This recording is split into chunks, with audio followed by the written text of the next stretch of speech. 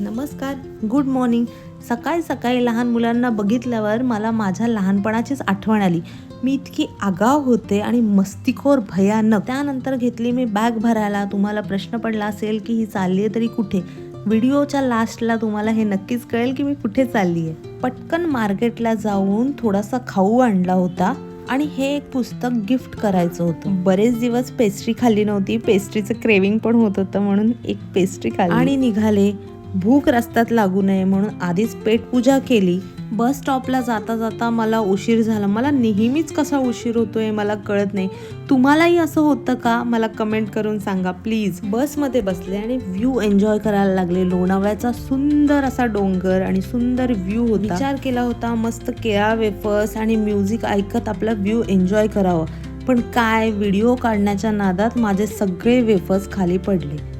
मग ठरवलं हातातून सांडण्याच्या आधीच हा प्रकार आधी पोटात गेला पाहिजे. हा तुम्हाला दिसतोय हा काही डोंगर नाहीये, हा एक किल्ला आहे ज्याचं नाव सरसगड आहे आणि हा रायगड जिल्ह्यात आहे. आणि पोचले माझ्या माहेरी. भेटूया लवकरच नवीन ब्लॉगमध्ये. Bye bye.